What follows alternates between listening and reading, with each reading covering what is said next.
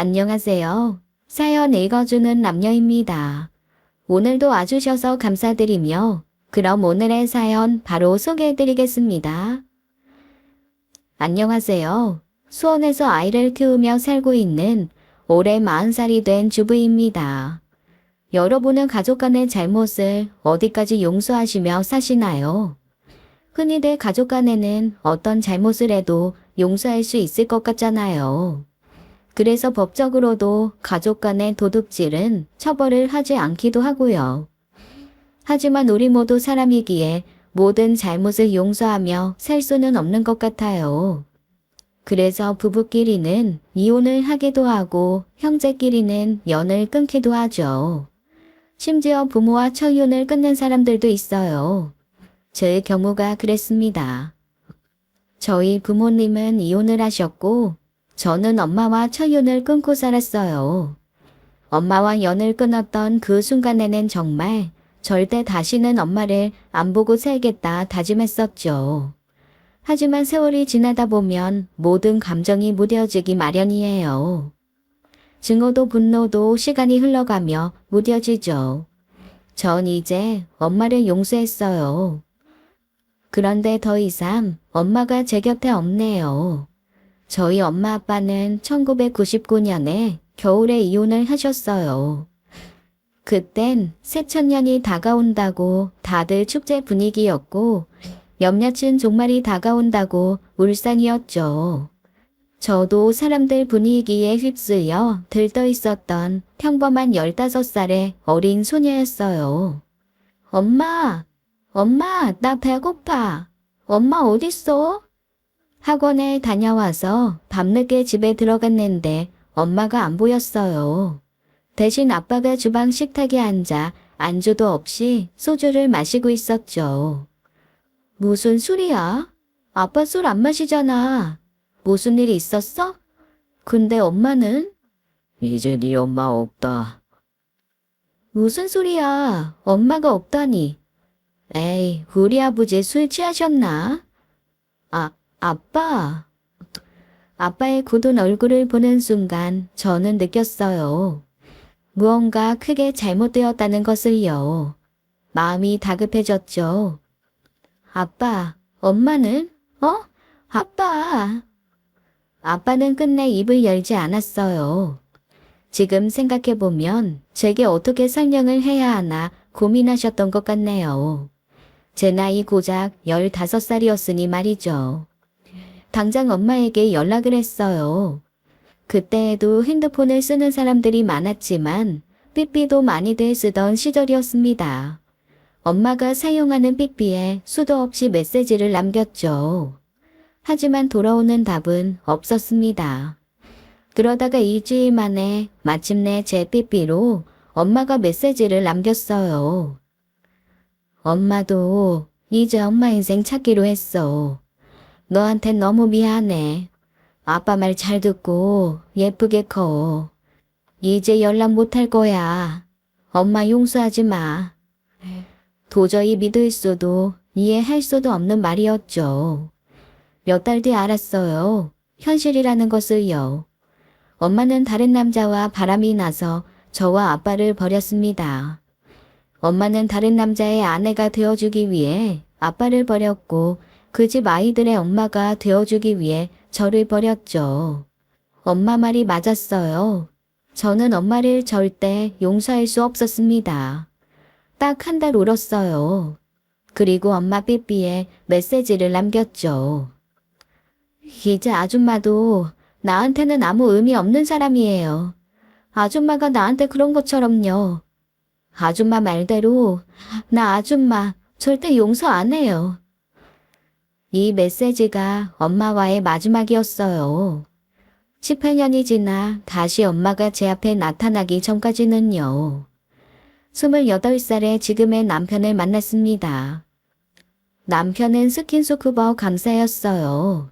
바닷속에 물안경 하나 끼고 산소통 메고 잠수하는 그런 일이요. 저는 바다를 좋아해요. 깊은 바닷속에 들어가면 고요하게 제 심장 소리만 들리는데 그게 절 위로하거든요. 그래서 제 취미도 스킨 다이빙이죠. 남편이 하는 스쿠버 다이빙과 다르게 스킨 다이빙은 산소통을 매지 않고 숨을 참으며 바닷속 깊은 곳으로 들어가는 스포츠예요. 해녀를 떠올리시면 이해하기 쉬우실 겁니다. 저와 남편은 필리핀 바다에서 만났어요. 남편도 저처럼 깊은 바닷속 그 고요를 좋아한다고 했죠. 그때 이 사람이 내 짝이구나 싶었어요. 남편은 말이 없이 조용한 사람이지만 옳고 그름은 확실히 아는 사람이었죠. 저도 말수가 무척이나 적어서 우리가 연애할 때 몇 시간이고 말없이 있을 때도 있었습니다. 그렇게 저희는 4년간 연애를 한 끝에 결혼을 했습니다. 저희 부부 결혼은 상견례부터 순탄치 못했어요. 제가 할아버지 밑에서 커온 외동딸의 이혼가정 자녀라는 게 문제였죠. 시모는 굉장히 직설적인 사람이었어요. 예의도 없고 품격도 없는 사람이었죠. 본인은 참지 않고 할 말 하고 사는 자신의 모습이 당당하고 멋지다고 생각하시는 듯 했지만 자기만의 착각이었습니다. 저는 시어머니가 참 경박한 사람이라 생각했어요. 승민이 무척이나 애지중지하면서 키웠습니다. 첫째여서 결혼할 때도 제대로 해주면서 보내려고 돈도 많이 모아두었고요. 그럼요. 아주 반듯하게 큰 청년이더군요. 부족한 저희 집에 보내주셔서 감사합니다. 제가 아들처럼 생각하며 잘 챙기겠습니다. 그런 인사치레 들으려고 하는 말 아닙니다. 저는 이 결혼 반대 많이 했다는 걸 말하고 싶어요. 우리 승민이 지금 당장 어디에 내놔도 지금 며느리보다 조건 좋은 여자 많이 만날 수 있습니다. 그럼에도 우리 아들 승민이가 예비 며느리 아니라면 결혼 안 한다고 하니 제가 어쩔 수 없이 이 결혼 승낙하는 거 아닙니까? 아이 쓸데없는 소리를. 사돈어른 앞에서 예의 없이 무슨 짓이야? 가만 좀 있어봐요. 그러니까 내 말은 우리가 무척이나 아쉬운 결혼시키는 거니 앞으로 시댁일이라면 발벗고 나서라는 말입니다. 이 결혼 자체가 은혜라고 생각하라고요. 대놓고 우리 아빠를 무시하는 말이었죠. 저런 말까지 듣고 참을 수가 없었어요. 은혜라뇨? 무슨 은혜예요? 제가 지금 결혼 그거라는 입장인 건가요? 말씀이 너무 심하시네요. 지영이 너 가만히 있지 못해. 너 어른들 말씀하시는 거 안 보이냐? 저거 보세요. 나 참. 난 이 시험이 될 사람이야. 넌 예의도 없니? 그만해. 사돈어른 죄송합니다. 제가 이렇게 사과를 드립니다. 제 안사람이 할 말 못할 말을 구분 못하는 병에 걸린 사람이라 제가 다 부끄럽군요. 부디 너그럽게 용서해 주십시오. 친정아빠와 시아버지의 중재로 큰 싸움으로 번지지 않은 상태로 상견례가 계속 진행되었어요. 하지만 저는 마음이 상할 대로 상한 후였죠. 심지어 시모는 그 일 이후로 저를 계속 노려보고 있었습니다. 저희 부녀를 따내릴 건덕지만 찾고 있는 하이에나 같았어요. 그러다가 알맞은 먹이를 발견했죠. 하시는 일이 건설 쪽 일을 하신다고요? 거창한 거 아닙니다. 그저 공사장에서 일용직 몫의 일을 하고 있습니다. 그래도 성실하게 일하니 섭섭하지 않게 벌고 있습니다. 노가다 하신다는 말씀이세요? 아이고 참 당신은 말 좀 예쁘게 못해. 네, 맞습니다. 그 일을 앞으로 얼마나 하실 수 있겠어요? 앞으로 일하실 날이 얼마 안 남으신 것 같은데 모아둔 돈은 있으세요? 건강은요? 설마 딸한테 손 벌리실 생각은 아니시죠? 그 돈 다 우리 승민이가 벌어오는 걸 텐데. 그 말에 결국 시아버지가 큰 소리를 내고 말았죠. 그만하래도 이 사람이 지금 이 자리에서 그게 할 말이야. 시어머니는 시아버지를 무서워하더군요. 시아버지 호통 한 번에 입을 다무는 시어머니였어요. 저로서는 타이밍이 좋지 못했어요. 시아버지가 1초만 늦게 소리치셨으면 제가 먼저 시어머니에게 따지고 들었을 겁니다. 결국 상견례 자리는 어색한 분위기로 일찍 종료되고 말았어요. 아무 말 없이 자리에 앉아있던 예비 시누이와 예비 도련님도 주섬주섬 자리에서 일어서더군요. 그때 이미 제 속은 많이 상한 상태였어요. 도저히 시어머니를 그냥 보낼 수 없었습니다. 지금까지 친정아빠가 식탁 밑에서 제 손을 잡고 계속 참으라는 신호를 보냈거든요. 그래서 간신히 참고 있긴 했었어요. 하지만 이대로 시어머니를 보내기는 싫었습니다. 사과하세요. 뭐, 나 말이냐? 네, 저희 아버지 무시하신 발언 지금 사과해 주세요. 하하, 나 참, 세상 오래 살고 볼 일이네. 사과? 예, 너 정신 나갔니? 어디 감히 사과를 운우네? 머리 바짝 숙이고 결혼 허락고해도 해줄까 말까인데. 사과. 너 길에서 나 만났으면 벌써 머리채 잡혔어. 제 머리채를 잡던 후려치던 상관없는데 우리 아빠한테 사과는 하시라고요. 지영아, 그만하지 못해. 아이고 지용씨 진정해요. 내 대신 사과하리다. 좋은 날 기분 풀어요. 분에 못 이긴 시어머니는 진짜로 제 머리채를 잡으려고 했고 그런 시어머니를 남편과 도련님이 간신히 말렸죠. 너, 내가 이 결혼 절대 못 시켜. 너 길에서 나 마주치지 마. 시어머니는 제게 소리를 질렀고 결국 시아버지 손에 끌려가다시피 차를 타고 상견례장을 떠났습니다. 결혼 준비 시작도 전에 아주 제대로 망해버린 거죠. 미안해 지용아. 내가 다시 연락할게. 남편은 저를 토닥여주고는 사태를 수습하기 위해 자기 집으로 갔어요. 저도 아빠와 집으로 돌아갔죠. 넌 네 아래도 없어. 아무리 화가 나도 그렇지. 어디 시어머니 될 분한테 큰 소리야. 내가 그렇게 가르쳤냐? 내일 당장 찾아가서 무릎 꿇고 사과드려. 싫어. 결혼 안 하면 그만이야. 결혼이 인생의 전부야? 왜 내가 아빠 무시하는 사람한테 사과를 해? 그렇게까지 해서 결혼해야 돼? 나 절대 그렇게 못해. 저도 한 고집하는 사람입니다. 이땐 진짜 내 인생에 결혼은 없겠구나 싶었어요. 예비 남편에게도 연락이 없었거든요. 그런데 다음날 진짜 놀랄 일이 벌어졌습니다. 오늘 부모님께서 찾아가실 거야. 찾아가시다니? 어디? 우리 집? 왜? 사과하시러. 진짜 놀랍더라고요. 남편이 전화를 끊고 딱 1시간 뒤 초인종이 울리는데 제 머리채를 잡으러 온다는 소리보다 더 무서웠죠.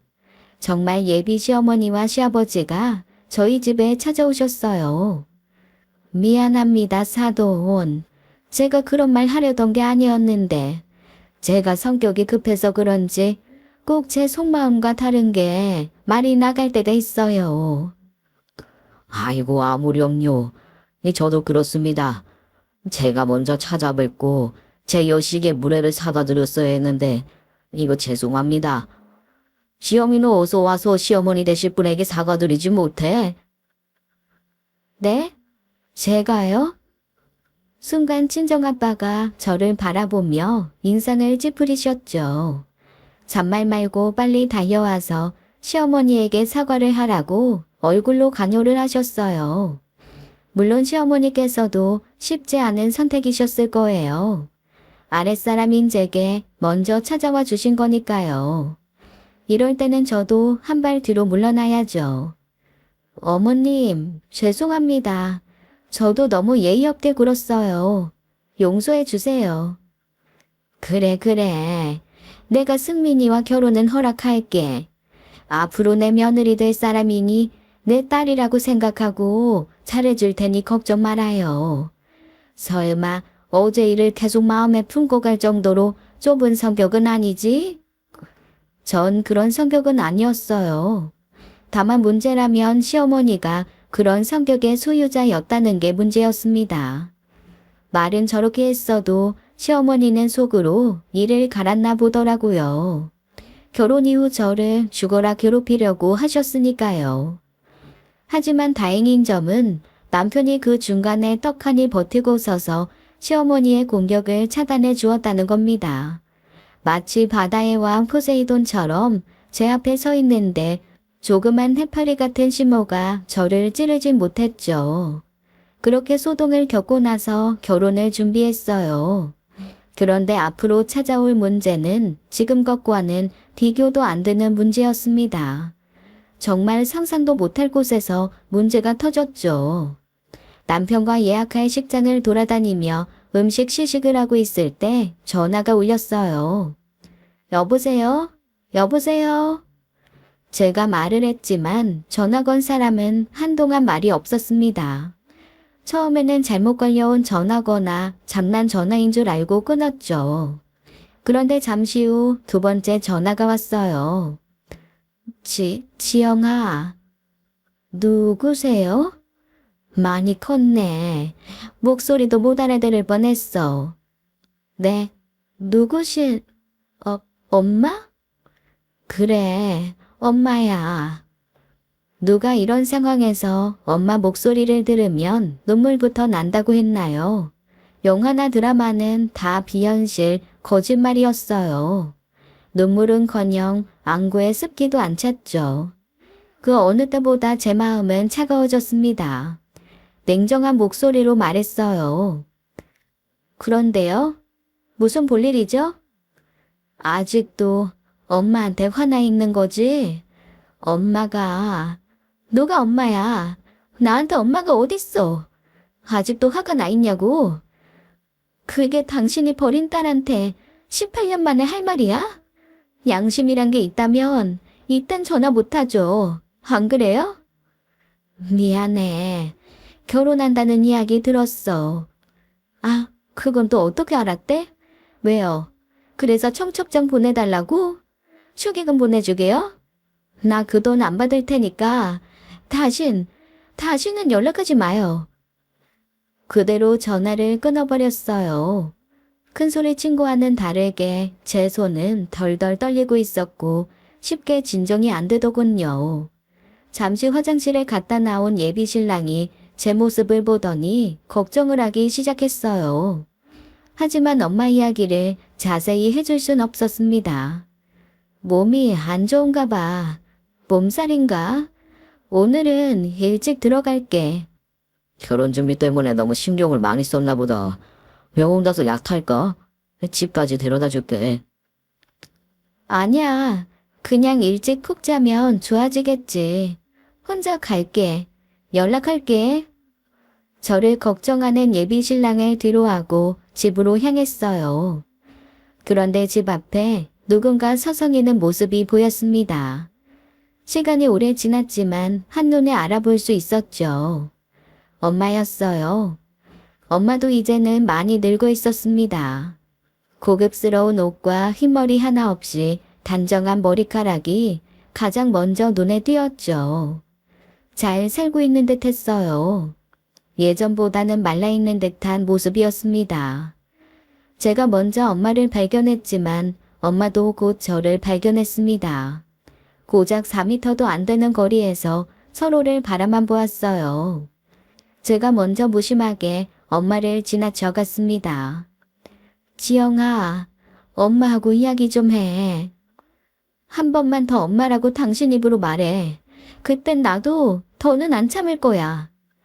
지영아, 꼭 해주고 싶은 말이 있어. 제발 지영아. 나도 그날 아줌마한테 꼭 해주고 싶은 말이 있었는데 기억하려나 모르겠네. 당신이 얼마나 오랫동안 내 연락을 무시했는지. 미안해 지영아. 저는 가던 길을 멈추고 한숨을 쉬었어요. 아, 그래 말해봐. 바람나서 자식까지 버린 여자가 18년 만에 찾아와서 무슨 말을 할지 궁금은 하네. 말해봐요. 난 아줌마랑 다르니까 들어는 줄게. 그렇게 저희는 집 근처 커피숍으로 갔습니다.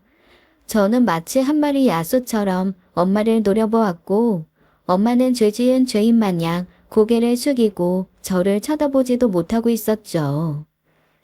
무슨 일인지 말 안 해? 이렇게 단둘이 마주하고 앉아있는 것도 내가 얼마나 불쾌한지 알아?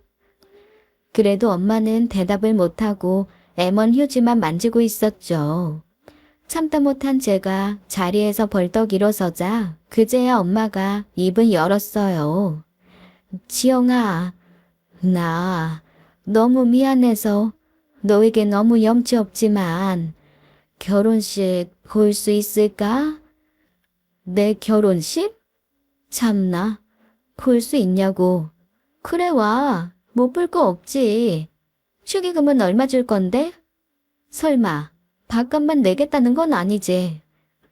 엄마가 결혼식 날 혼조석에 엄마 자리에 앉을 수 있을까? 와장창 소리가 커피숍에 울려 퍼졌어요. 저도 모르게 제가 들고 있던 플라스틱 커피컵을 바닥에 집어던져 난 소리였죠. 엄마라고 말하지 말랬지. 당신이 왜 내 엄마야? 우리 엄마 18년 전에 죽었어. 죽었다고. 미쳤어? 아니면 내가 미치는 거 보고 싶어서 그래? 뭐? 내 결혼식 혼주석에 앉겠다고? 당신이 뭔데? 지영아, 엄마가 가버리라고. 다시는 내 앞에 나타나지 마. 당신이 좋아하는 그 남자한테 가버려. 그 집 자식들이 당신 새끼들이잖아. 걔들한테 가. 난 당신 딸 아니야. 그리고 그 자리에서 나와버렸어요. 집으로 와서 방에 들어가 문을 잠그고 이불을 뒤집어 쓰고 한참을 소리를 질렀습니다. 거실에 아빠가 앉아 있었어요. 그런데 제게 무슨 일이냐고 묻지 않았죠. 아빠도 엄마가 찾아온 일을 아는 듯 했습니다. 하지만 저도 더는 묻지 않았어요. 눈을 떠보니 이미 깊은 밤이었습니다. 잠깐 잠이 들었던 것 같은데 어떻게 잠들었는지 기억도 안 나더군요. 낮에 있었던 일을 되새겨보니 더욱 화가 났어요. 대체 무슨 자격으로 제 결혼식에 오겠다고 하는지 이해가 되지 않았죠. 어쩜 저렇게 양심도 없나 싶었습니다. 그러거나 말거나 엄마 때문에 제 결혼을 망치고 싶지 않았어요. 방문을 열고 나가니 아빠가 저를 불렀습니다. 역시나 아빠는 다 알고 있었죠. 엄마가 찾아왔었지? 엄마가 아니라 그 아줌마겠지. 아이, 나와줬으면 엄마인 거지. 아빠는 너만 괜찮으면. 나 안 괜찮아. 절대. 그러니깐 아빠도 꿈도 꾸지 마. 대체들 왜 이래? 그 아줌마가 억만금이라도 준대. 아빤 괜찮아? 아빠마저 왜 이래? 바람나서 남편 버리고 자식 버린 여자라고. 제 말에 아빠는 아무 말도 못하고 창밖만 바라보셨죠. 저는 절대 그 여자를 용서할 수 없었어요. 애써 엄마를 기억에서 지우고 결혼식 준비를 했습니다. 그리고 한 달 뒤 마침내 저는 결혼을 했죠. 표독스럽게 저를 쳐다보는 시어머니의 얼굴도 얼굴은 웃고 있지만 눈은 슬프게 저를 바라보는 아빠의 얼굴도 세상 행복하게 저를 보는 남편의 얼굴도 제 눈에 들어오지 않았어요. 제 눈에는 구석진 곳에 숨어 있는 것처럼 제 결혼식을 바라보고 있는 엄마만 보였죠. 자꾸만 엄마가 있는 곳으로 신경이 갔어요. 하나뿐인 결혼식을 망치고 싶지 않아서 애써 무시하려 했습니다. 어쩌면 나도 엄마가 있다는 생각에 안도했을지도 모르고요. 어쩌면요. 그렇게 결혼식이 끝났습니다. 가족과 친지들 그리고 친구들과의 기념사진을 찍었어요. 왜? 아이, 누구 올 사람 있어? 응? 아니, 아까부터 계속 누구를 찾길래. 누구 찾는데? 얘 남자친구? 재미없어. 저도 모르게 눈으로는 계속 엄마를 찾았나 봐요. 하지만 엄마는 보이지 않았어요. 갑자기 제 앞에 나타난 것처럼 결혼식이 끝나자 아무런 흔적도 남기지 않고 갑자기 사라졌죠. 그리고 그날 이후 엄마를 한동안 보지 못했어요. 하지만 한번 나타난 엄마의 존재는 떼어버릴 수 없는 껌처럼 제 영혼에 길게 눌러붙었죠. 길을 가다가 낯선 아주머니의 뒷모습을 보곤 깜짝 놀라곤 했어요. 엄마인 것 같아서요. 한 번은 엄마가 저를 부르는 소리에 급하게 뒤를 돌아본 적이 있어요. 그곳에는 어떤 젊은 아줌마가 중학생인 자기 딸을 부르고 있었습니다. 제가 느끼는 이 감정이 무엇인지 혼란스러웠어요. 그리움인지 상실감인지 분노인지 저도 알 수가 없었죠. 엄마를 또다시 보게 된 것은 1년이 지나서였어요. 그날은 제 인생 최악의 날이 된 날이었습니다. 결혼 후 우려했던 시어머니와의 갈등은 크게 없었어요. 그 점을 의식해서인지 시아버지는 모임을 최소화했고 시댁 모임이 있어도 남편이 저를 졸졸 따라다니며 시어머니와의 혹시 모를 갈등을 사전에 차단해 주었죠. 그렇게 1년이라는 시간이 흘렀어요.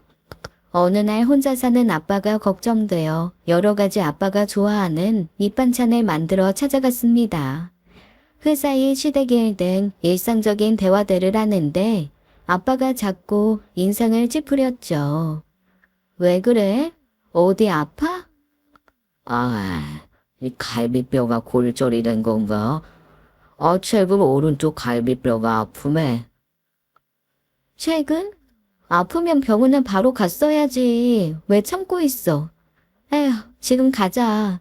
알아서 병원 다녀오라고 말하면 분명 안 가겠지. 거도 챙겨 아빠. 지금 가보게. 대체 갈비뼈가 왜 골절이 된 건지 이상했어요. 아무래도 연세가 있으신데 몸 쓰는 일이 무리가 되었나 싶었죠. 아빠도 이제 슬슬 은퇴하셔야 돼. 몸에서 무리가 가는 거라고. 하지만 찾아간 동네 병원에서는 저희 부녀를 대학병원으로 보냈어요. 진료 의뢰서를 들고 대학병원을 찾은 저희는 몇 가지 검사를 하고는 초조하게 결과를 기다렸습니다. 그리고 너무나 충격적인 결과를 마주하게 되었죠. 간암이세요. 3에서 4기쯤으로 보이시고 입 걱막 쪽에 전이가 되신 것 같습니다. 하늘이 무너진다는 기분이 이런 거였어요. 믿을 수가 없었죠. 그냥 옆구리가 조금 아픈 것뿐이었는데 암이라니요. 다른 불편한 거나 아픈 게 없었는데. 드릴 말씀이 없네요. 일단 항암은 당장 시작하셔야 합니다. 진행이 무척 빠르신 것 같아요. 댁에서 아빠 소식을 전해들은 남편은 단숨에 병원으로 달려왔죠. 남편마저 없었다면 정신을 놓았을지도 몰라요. 의사 선생님 말대로 아빠는 당일 입원을 해서 당장 항암을 시작했습니다. 하지만 항암 일주일 만에 의사 선생님이 저를 불러 절망스러운 이야기를 해주었어요. 암이 빠르게 퍼지고 있어요. 복막에 전이가 돼서 다른 장기로 이미 전이가 된 것으로 보입니다. 간암이 원암이 아닌 것 같아요. 무슨 말씀이시죠? 암이 간에서 시작된 게 아니라고요? 그럼 항암제를 바꿔야 할까요? 임상시험 중인 좋은 약이라도 사용하면 더 이상 치료가 무의미하세요. 호피스토 병동으로 이동하셔서 마지막을 편하게 준비해 주시는 게 좋을 것 같습니다. 선생님, 포기하시면 안 돼요. 제 간절함에도 의사는 아버지의 여명이 한 달이라고 말해주었어요. 다른 병원 전원하시면서 그 한 달 허투루 어비하지 마세요. 그저 아버님 곁에 지켜주세요.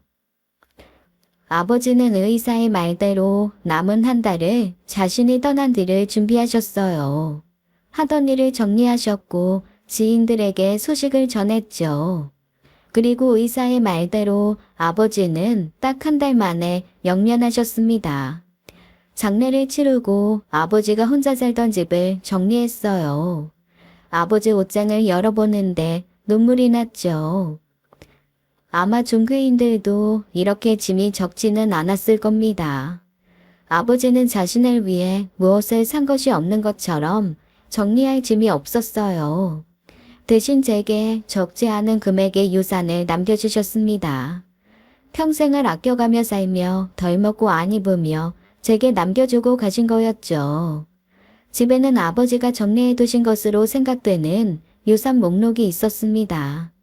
그리고 그 위에 제게 남긴 짧은 편지도 있었어요. 이 돈으로 하고 싶은 거 다 하고 살아. 아빠가 남기고 간 돈이라고 행여 아낄 생각 말고 우리 딸이 이루고 싶었던 꿈, 하고 싶었지만 돈 때문에 할 수 없었던 일들 미루지 말고 모두 하면서 살아. 돌이켜보면 우리 인생 너무 짧다. 우리 딸은 미련 남기지 않도록 살거라.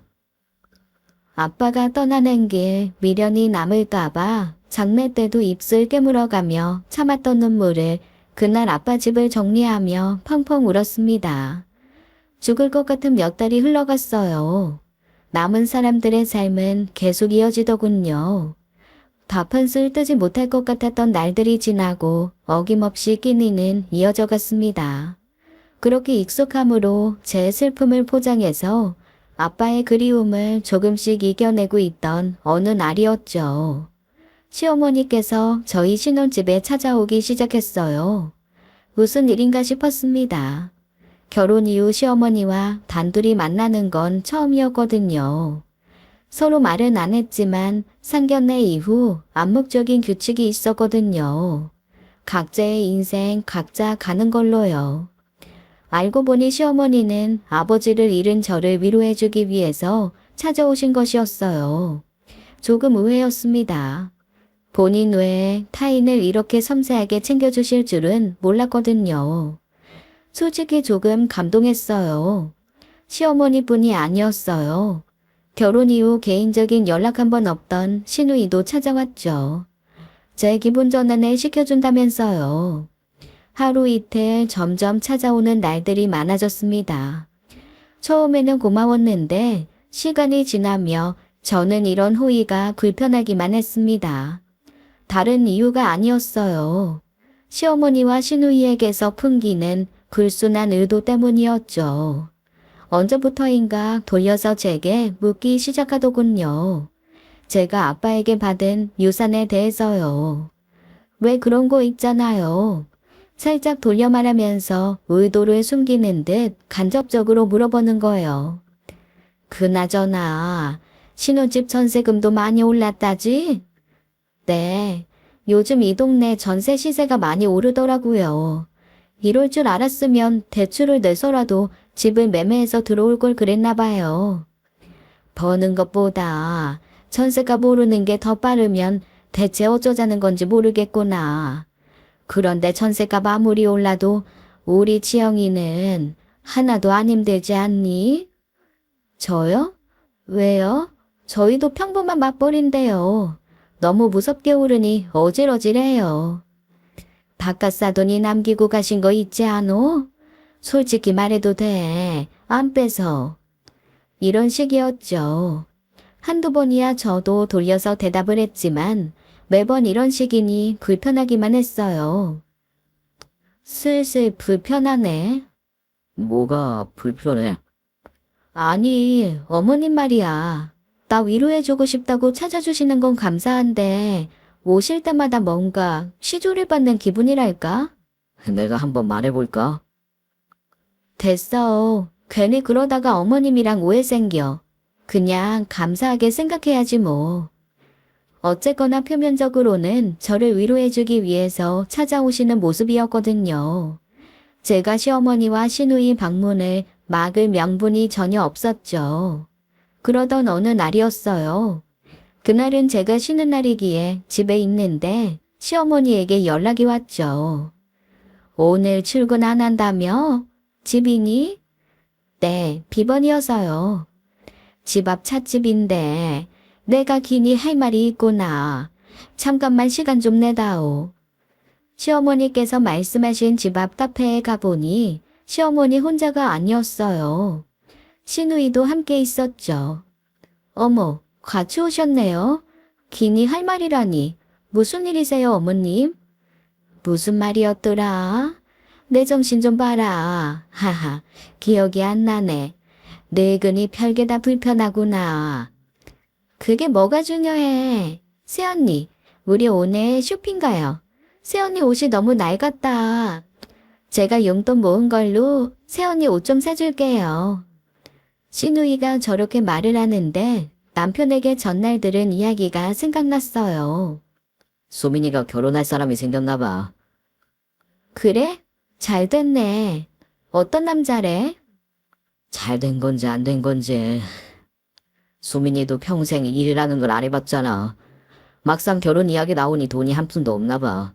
아버지한테 결혼 자금 달라고 난리야. 남편이 지난밤에 이렇게 말을 했거든요.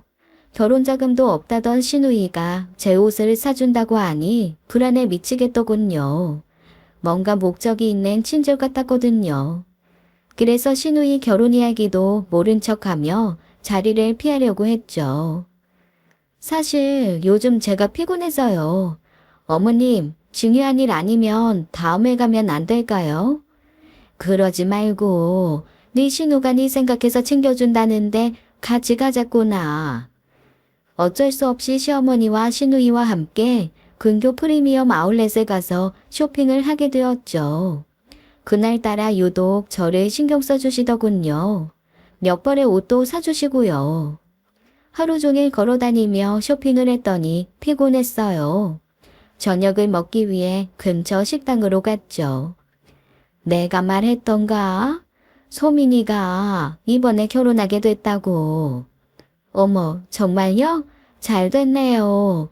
아가씨, 축하해요. 만나시는 분 있다는 이야긴 들었는데 드디어 식 올리시는구나. 결혼 소식을 이전에는 못 들었던 것처럼 제 인생 최고의 연기를 펼쳤죠. 고마워요, 새언니. 그런데 새언니, 저 고민이 좀 있는데 들어주세요. 드디어 시누이의 목적이 나오는 순간이었어요. 너무 놀라서 밥 먹다가 사례가 들렸네요. 네, 어떤 고민이요? 예비 신랑 집안이 사업을 하거든요. 그래서 조금 잘 사는 집인데 우리 예랑이가 결혼은 반반 결혼하자고 하더라고요. 요즘 MZ세대들인지 뭔지들은 반반 결혼이 당연한 거라고 하더라고. 옌병. 아니 집은 당연히 남자가 해야지. 뭔 얼어 죽을 반반이야. 뭐 어쨌거나 그래서 우리 소민이가 신혼집 매매대금 절반을 부담하기로 했다. 하긴 요즘 집값이 너무 비싸서 많이들 그렇게 반반 결혼한다고 하긴 하더라고요. 그래서 하는 말인데 에휴, 내가 돈이 어디 있니? 소민이 이것도 지 꾸밀 줄이나 알지 어디 돈이나 모아봤겠어? 일해본 적도 없는데 말이다. 어쩐지 아침부터 느낌이 쎄하더군요. 제게 잘해주는 시어머니와 시누이의 행동을 볼 때마다 제 머릿속에서는 경고음이 미친 듯이 울렸습니다. 결국 이 일이었네요. 네가 시누이 결혼하는데 돈 좀 보태야겠다. 돈이요? 얼마나요? 눈 딱 감고 3억만 보태라. 너한테 어려운 거 아니지 않니? 3억이요? 어머니, 제가 그 큰 돈이 어디 있어요? 바깥 사돈 소천하실 때 유산 좀 남겼을 거 아니냐. 그리고 사시던 집도 판 거 아니었니? 혹시나 했는데 역시나더군요. 아빠가 남겨주신 유산이 목적이었어요. 어머님, 죄송해요. 저 그렇게 큰 돈 없어요. 그럼 얼마까지 될까요? 새언니, 부탁해요. 저 노처녀로 늙어 죽는 거 보고 싶으세요? 그래, 3억까지는 무리긴 하다. 여윳돈 얼마나 있니? 그래도 2억은 있지 않니? 바깥 사돈이 살던 집만 해도 그게 얼만데. 돈이 없다는 게 말이 안 되지. 꼭 제가 시어머니에게 돈을 갚아야 하는 사람이 된 것 같은 기분이었어요. 아빠가 제게 남겨준 유산이랑 시누이 신혼집이 무슨 상관인가 싶었죠. 거참 얼마 있는지 빨리 말해보라니까. 답답하게. 우리가 필요한 게 4억이야. 1억은 우리가 집담보대출로 어떻게 마련했는데 아무리 애를 써도 3억이 부족해. 그러니까 어서 네 통장 까봐라. 어머니, 설령 제가 그 돈이 있다고 해도 저 아가씨한테 그 돈 못 줘요. 아버지 유언도 있고. 무엇보다 아가씨도 제 가족이니 결혼 자금이 조금 부족하다면 제가 도와드릴 수는 있어요. 그런데 그건 조금 부족한 걸 채워주는 경우죠. 지금 어머님께서 말씀하시는 건 4억 중에 3억을 달라는 거잖아요. 아가씨 결혼 자금 대부분을 저한테 해달라는 게 이게 맞는 건가요? 그렇게 돈이 부족하면 형편에 맞게 결혼을 하셔야죠. 얘 봐라. 그쪽 집에서 4억을 요구하는데 우리가 어떡해. 돈 없으니 1억만 보탤게요 이러니? 사람이 가오가 있지. 그리고 너, 솔직히 너도 그 돈 꽁돈 아니니? 네? 꽁돈이요. 그래. 어차피 바깥사 돈도 항암 한번 못 해보고 그냥 저 세상 가지 않았냐. 그럼 안보험금 받은 거 한 푼도 안 쓴 거 아니냐고. 그게 꽁돈인 거지. 그럼 뭐가 꽁돈이야? 지도 돈 긋고 좋았으면서 어디서 가식질이야. 뭐라고요? 그게 말이에요? 네, 우리 아빠 제대로 치료 한번 못 받고 돌아가셨어요. 그게 돈 걷어서 좋아할 일이에요? 어쩜 그렇게 못됐어요? 어쩜 그렇게 악하게 말할 수가 있냐고요? 이게 정말 너야말로 가식 좀 그만 떨어 이거사. 가증스럽게. 아이, 엄마, 릴렉스. 진정해. 아, 우리 엄마 말 좀 예쁘게 하라니까. 새언니 미안해요. 엄마가 가끔 저렇게 말 실수해요. 아시잖아요. 우리 엄마 외출할 때 장롱에 뇌 넣어놓고 외출하는 거. 진정하세요. 아기는 없어요. 뇌는 장롱에 넣어두고 개념은 음식물 쓰레기통에 넣어두고 인심은 변기에 넣고 물 내렸어요. 사람답게 못 살겠으면 적어도 괴물처럼은 살지 마세요. 점점 분위기가 험악해지자 시누이는 시어머니를 끌고 집으로 가버렸어요. 어처구니가 없는 게 오늘 아울렛 쇼핑을 하며 저 입으라고 사주신 옷들도 모두 챙겨서 가버리셨죠. 그날 이후로 시어머니에게 연락이 완전 끊겼습니다. 딱 아빠 돌아가시기 전에 고부 사이로 돌아갔죠. 제게 다가온 시어머니의 목적이 너무나 명확해지는 순간이어서 씁쓸하더군요. 어차피 살가운 사이도 아니었으니 전 크게 아쉬울 것도 없었어요. 남편 말대로 저는 다시 제 삶을 살아가면 됐으니까요. 그러던 어느 날이었어요. 남편과 함께 지인 모임에 참석하기 위해 준비를 하고 있던 날이었습니다. 어떤 남자에게 전화가 왔어요. 박지영 씨 되시나요? 네, 그런데요. 누구시죠? 저는 법무법인 삼치의 대표 변호사 함정우라고 합니다. 법무법인 삼체요? 변호사님이 저한테 무슨 일로? 어머님 김미수님께서 따님 박지영님에게 유산을 남기셨어요. 김미숙, 너무 오랜만에 들어보는 이름이었어요. 바람나서 저를 버리고 떠난 엄마 이름이었죠. 새로운 남편과 자식들 생겼다고 저를 버린 엄마가 제게 유산을 남겼다니 이해가 안 되었습니다. 무엇보다 그딴 돈 받을 생각도 없었죠. 김미숙 씨가 저한테 유산을요? 뭔가 착오가 있는 것 같네요. 전 김미숙이 누군지 몰라요. 제가 엄마의 유산을 받는 것을 거부하자 자신을 함정우라고 밝힌 변호사님은 저희 집까지 찾아오셔서 저를 설득하셨습니다. 의뢰인인 엄마가 제게 꼭 유산을 상속하길 원한다고 했죠. 지금 의뢰인인 김미숙 씨가 사망하셨어요? 그런 건 아닙니다. 돌아가신 것도 아니라면 그럼 대체 저한테 지금 당장 유산을 상속하려고 하시는 이유가 뭔데요? 그 이유까지는 저희가 알 수는 없습니다. 다만 의뢰인께서 박지영 씨에게 필히 유산 상속을 하시길 원하셔서. 좋아요. 그럼 이렇게 할게요. 그 유산 받을게요. 단 저도 조건이 있어요. 제 조건 김미숙 씨한테 가서 전해주세요. 다들 서로 유산 받으려고 다툼을 자주 보지만 이런 경우는 처음이네요. 어떤 조건이시죠?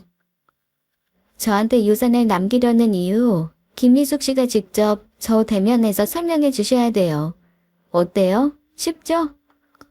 제 말에 변호사는 잠시 난감하다는 표정을 지어 보였어요. 그러고는 잠시 후 제게 알겠다는 말과 함께 조만간 연락을 준다고 하고는 돌아갔습니다. 변호사님이 돌아가고 며칠간 초조했어요. 관심 없는 척 했지만 신경이 많이 쓰였습니다. 일이 손에 안 잡힐 정도로요. 유산으로 받을 돈 때문이 아니었어요. 그 돈을 제게 남기려는 이유가 궁금해서였죠. 그리고 2주 정도가 지나고 마침내 변호사님에게 연락이 왔습니다. 의뢰자분께서 박지영 씨 만나는 걸 많이 망설이 하셨어요. 그래서 연락이 늦었습니다. 우여곡절 끝에 저는 엄마를 만날 수 있었죠. 남편과 함께 변호사가 알려주는 곳으로 엄마를 만나러 갔습니다. 서울에 있는 대학병원이었어요. 사실 어느 정도 예상을 하고 있었습니다. 변호사를 통해 유산을 정리하고 있다는 것은 삶이 얼마 남지 않았다는 것을 의미하잖아요.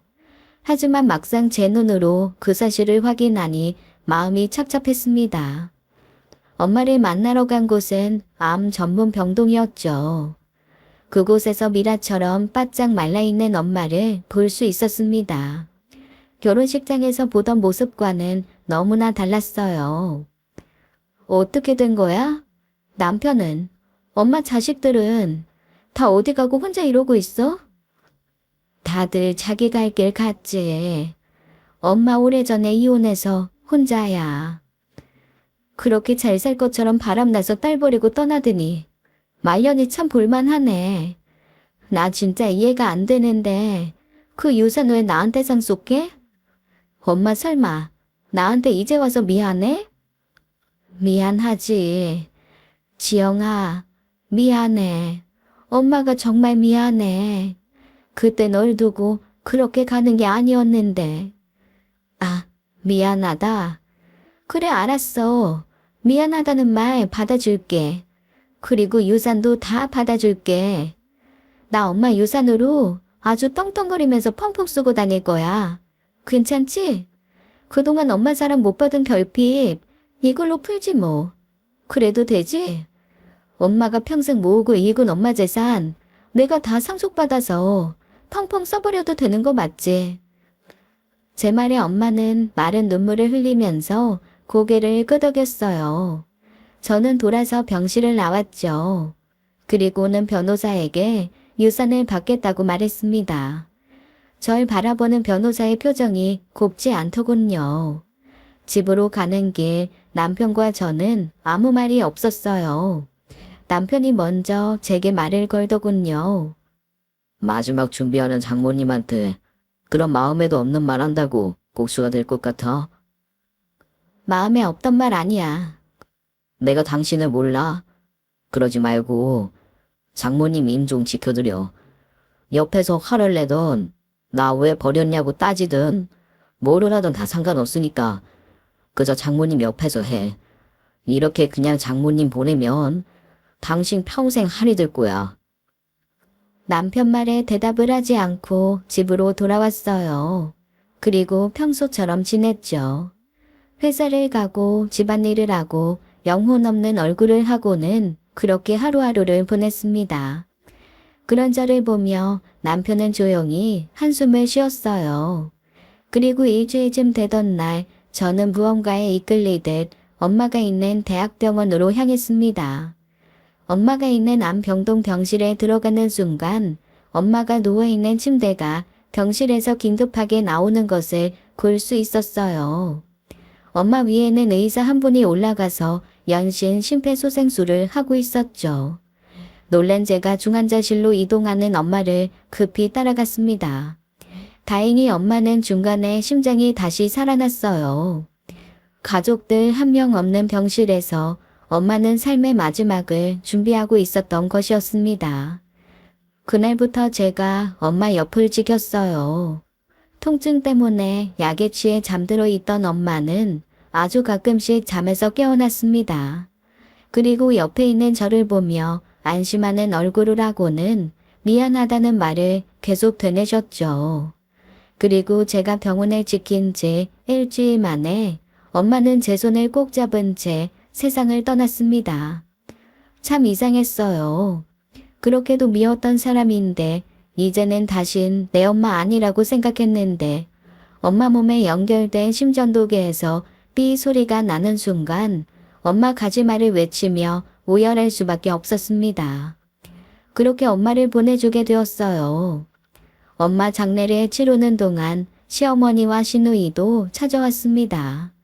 제가 엄마가 있다는 사실을 알고는 놀라는 눈치였죠.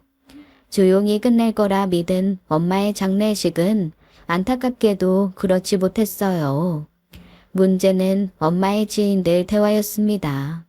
그들의 관심사는 엄마가 죽기 전에 남긴 서울 요지의 5층짜리 꼬마 빌딩이었죠. 제가 상속을 받았거든요. 있는지도 몰랐던 딸이 갑자기 나타나 엄마의 재산을 상속받아 버리니 당연히 지인들 사이에서는 화자의 이야기가 든 거였죠. 그런데 진짜 문제는 그 이야기를 시어머니와 시누이가 들어버린 것이었습니다. 엄마의 장례가 끝나고 49제를 끝내자 시어머니가 저를 시댁으로 불렀습니다. 표면적인 이유는 친정엄마 암 간호하고 장례 치르는 동안 저 몸 상한 거 아닌가 걱정된다며 저녁 한 끼 차려준다는 이유였어요. 사실 다른 음흉한 속내가 있으면서 말입니다. 아마 지금까지 시어머니 입장에서는 초인적인 인내를 발휘해서 49제까지는 참은 거였겠죠. 장례 끝나자마자 저를 찾아오면 너무 눈치 보일 테니까요. 그 속이 훤히 보이니 더 열받더라고요. 어머니 잘 보내드렸니? 좋은 곳에서 영면하실 거다. 네, 감사해요, 어머님. 저도 기도할게요, 새언니. 고마워요, 아가씨. 그나저나 놀랐다. 그렇게 부자 엄마가 있는 줄도 몰랐어. 제가 어렸을 때 이혼하셨었어요. 부자였던 건 저도 지금까지 몰랐네요. 남편이 잠시 화장실을 가자 그 순간 참지 못하고 있던 시동생이 먼저 입을 열었죠. 시어머니조차 속내가 보일까 눈치가 보여서 말을 못하고 있었는데 말입니다. 형수님, 그나저나 이번에 5층 건물 받으셨다면서요? 위치가 좋다는 이야기 있던데 너무 부러워요. 저 사실 헬스장 하나 하려고 알아보는 중인데 요즘 상가 월세가 진짜 어마무시해서요. 네, 좋은 자리 잘 알아보세요. 그래서 말인데 저 형수님 건물에서 헬스장 오픈할 수 있을까요? 제가 일단 오픈하고 자리 좀 잡히면 그때부터 꼭 월세 잘 챙겨드릴게요. 부탁 좀 드려요, 형수님. 눈치 없는 시동생이 먼저 제 유산에 대해 노골적인 욕심을 드러내기 시작했어요. 그러자 분위기를 살피고 있던 시어머니와 시누이가 급하게 달려들기 시작했죠. 새언니, 이제 부자 되셨잖아요. 그러니까 저번에 말씀드린 3억 좀 어떻게 안 될까요? 언니, 제가 그 돈이 없어서 결혼을 못하고 있어요. 그래, 장례식장에서 들어보니 지영이 넌 그 유산도 처음엔 안 받으려고 했다면서. 너 버리고 간 엄마 돈이라 찜찜하고 더럽다고 느껴지면 그냥 우리한테 다 맡겨라. 내가 아주 제대로 깨끗하게 세탁해서 너한테 한 푼 안 따먹고 다시 돌려주마. 저번에 아빠 돌아가셨을 때는 꽁돈이라고 말씀하시더니 이번에는 찜찜하고 더러운 돈이라고 말씀하시네요. 응? 얘는 참 나하고 그렇게 오래 알고 지냈는데 네 시엄마 스타일 모르니? 말 실수한 거야. 내가 워낙 입이 걸잖니. 허허. 미안하다 얘. 아무튼 이제 진짜 여유가 넘치지 않니? 그러니까 가족을 위해서 좀 돈 좀 쓸 때 아니겠니? 죄송하지만 도와드릴 수가 없어요. 저 건물이랑 그리고 받은 돈 모두 기부할 거거든요. 뭐? 기부? 아니 왜 그 큰 돈을 생판 모르는 남한테 준다는 거야? 얘, 너 혹시 머리 다쳤니? 얘가 왜 이래? 진짜 세연이 너무하세요. 지금 거짓말이죠? 우리 도와주기 싫으니까 기부한다고 거짓말하는 거죠. 거짓말한 거니? 아니요, 진짜예요. 모두 고아원에 기부할 거예요. 이 미친 것이? 그때 화장실에 갔다가 돌아온 남편이 소리를 쳤어요. 미쳤다니. 엄마는 그리 며느리한테 할 소리야? 아들, 내가 괜히 그러니? 세상에, 네 아내가 시엄마한테 받은 유산 다 기부한다고 한단다. 이게 미친 거지 다른 게 미친 거니? 좋은 일 한다는 건데 그게 무슨 미친 짓이야. 그리고 장모님도 돌아가시기 전에 말씀하셨어. 그 돈이랑 건물 지영이가 하고 싶은 거에 다 써도 된다고. 아이고, 미친다 내가 미쳐. 아니, 지 가족들은 죽어가고 있는데 찔러도 피 한 방울 안 나올 것처럼 굴더니 뭐 기부? 너야말로 이게 사람이 할 짓이니? 가족 죽이는 기부라니. 그만 좀 하세요. 다들 왜 이러세요? 도와드릴만 하면 제가 도와드렸죠. 그런데 아니잖아요. 아가씨는 34살 먹을 때까지 알바 한 번 안 해보셨죠? 아무 노력도 안 하면서 지금 남들이 결혼자금 수억을 다 해주기를 기다리고 있잖아요. 다른 사람도 아니고 본인 결혼이면서요. 도련님은 또 어떻고요? 도련님도 지금 32살이에요. 헬스장이요. 본인도 운동 한 번 안 해봐서 지금 이 팀원매로 살면서 무슨 헬스장이요? 도련님도 대학 졸업하고 지금까지 뭐 하셨어요? 백수로 살고 있으시죠? 취업 같은 거 왜 안 하세요? 이런 분들을 제가 왜 도와드려야 하는데요? 제가 그렇게 말해도 다들 비난을 멈추지 않았습니다. 마치 제가 이 사람들에게 큰 돈을 꾸고는 안 갚고 있는 상황처럼 느껴질 정도였죠. 그때 남편이 다과상을 엎어버렸어요.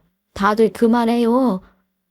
다들 제게 돈 달라 애원하다, 비난하다, 시끌시끌하던 시댁이 순식간에 쥐죽은 듯 얼어붙었습니다. 지영이가 유산 받았다니까 다들 무슨 로또라도 된 듯 기쁜 거야? 인생 역전돼서 이제 돈이나 펑펑 쓰다 가야겠다. 뭐 그런 생각하는 거야? 대체 왜 한 사람도 부모 잃은 지영이를 진심으로 위로해주는 사람이 없는 건데 어쩜 내 가족이지만 사람들이 이렇게까지 악할 수가 있는 거야? 정말 너무나 실망했다. 나 이제 엄마랑 너희들 안 볼란다. 그냥 남처럼 살 거니까 니들도 엄마도 지영이 좀 그만 괴롭혀요. 지영아 일어서 가자. 그렇게 말한 남편은 제 손을 잡고 뒤도 안 돌아보고 시댁을 나와버렸습니다. 그리고 시어머니 전화와 동생들 전화를 차단해버리고는 지금까지 만나고 있지 않죠. 단지 이 일을 후에 알고 그때 노를 시아버지하고만 연락을 하며 지내고 있습니다. 당시 시아버지께서는 친구들과 모임이 있어서 그 자리에 없으셨거든요. 참 엄청난 한 해였습니다. 이 모든 사건이 한 해에 다 일어났었어요. 정말 폭풍 같은 시간이었죠.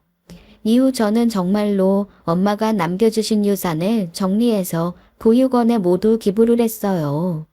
오래 고민하고 한 일이었습니다. 저는 중2 때 엄마가 저를 버렸지만 적어도 저를 아껴주는 아빠는 있었잖아요. 어린 나이에 부모 모두에게 버림받은 아이들의 마음은 상상도 못하겠더군요. 그래서 그 이후 기부도 하고 시간이 날 때마다 남편과 봉사도 다니고 있습니다. 이렇게 산 지 벌써 6년이나 흘렀네요. 그 사이 저는 아이를 낳아 엄마가 되었습니다. 제 아이를 낳으니 엄마가 제 결혼식 때 찾아온 이유를 알 것도 같더군요. 남편은 최근 시어머니와 다시 왕래를 시작했어요. 시어머니께서 작년에 저희 부부를 찾아와서는 진심으로 사과를 하셨거든요. 그리고 남에게 상처가 되는 막말을 내뱉는 버릇도 고쳐보겠다고 다짐을 하셨습니다. 신우이는 그 예비 신랑과 결혼을 하지 못했어요. 알고 보니 그 남자도 부자가 아니라 개털이었더군요. 자기도 돈이 없으니 그렇게 신우이에게 돈을 요구한 거였어요. 신우이는 이후 다른 남자와 결혼해서는 지지고 볶고 잘 살고 있습니다. 시동생은 제 남편에게 몇 번 크게 혼나고 나더니 현재는 시외삼촌 가게에서 배달 일을 하고 있습니다. 시외삼촌이 자식이 없으셔서 일을 잘 배우면 시동생에게 가게를 물려주지 않으실까 해요. 저는 때가 되면 아빠와 엄마가 있는 납골당에 자주 가곤 합니다. 엄마가 남겨준 유산 내가 다 기부해버려서 혹시 화난 건 아니지? 화가 나도 그냥 참고 넘어가셔. 나도 엄마한테 화 많이 났었으니까. 폭풍우가 지나가고 햇살이 비추듯 저희 가족 이제는 평화롭게 살고 있습니다. 지금까지 사연 읽어주는 남녀였습니다. 끝까지 시청해주신 여러분 감사드리며 저희는 다음 사연으로 돌아올게요. 감사합니다.